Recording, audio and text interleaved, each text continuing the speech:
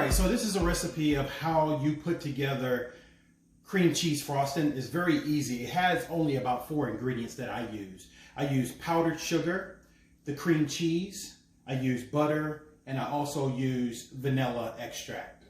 So to get that started, I like to go ahead and cream the butter and the cream cheese. I like to use 2 sticks of butter.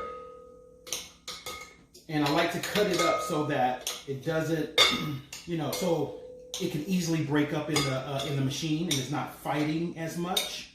So I'll put that in there. Let me go ahead and start it on low.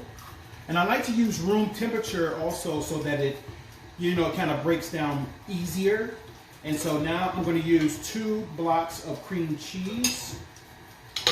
And I like to cut that up as well so that it gets incorporated pretty well. All right, let's get all of that in there. And I am going to turn it up just a little bit, just so that it can get incorporated a little better. This is a little bit stiffened, so I'm just going to let it work itself out. So yeah, so I'm going to get it going on about medium speed right now.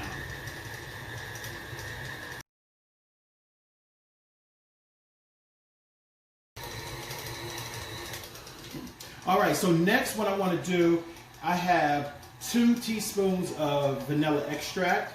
I'm just going to go ahead and put that in because, like I said, I like my flavors to be fully incorporated. So at this stage, vanilla can get throughout and you can really taste it, and it's really good. So I'm going to turn this back up again and we'll keep working at it. The last step will be to add your powdered sugar. So this is 2 pounds of powdered sugar. And the same way that I do with making cake batter, mixing the dry with the wet, I just kind of spoon it in, a little bit at a time. And of course, this should make quite a bit of cream cheese frosting. And if you want it just to be a little bit more loose, you can always incorporate just a little bit of milk. Not a whole lot, just maybe a teaspoon at a time or so, just until you get it to the consistency that you want. But I think this ratio is perfect for a cream cheese frosting because once you frost the cake, and you'll see later, once you frost the cake, it begins to harden just a bit so you can transport it, you can display it, and it keeps the cake very fresh on the inside. So anyway, so we'll keep this going, and yeah, so we're going to have some really good cream cheese frosting.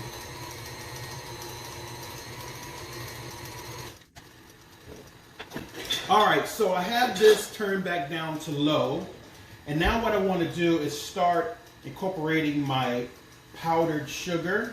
So I'll just do it 1 scoop at a time, because this has the tendency to get messy sometimes because this kind of tosses it around.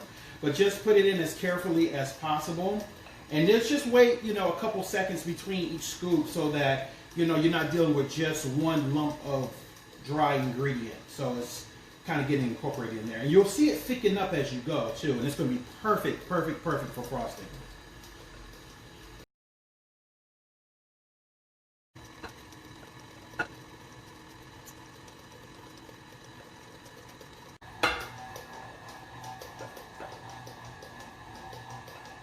All right, this is the last of it.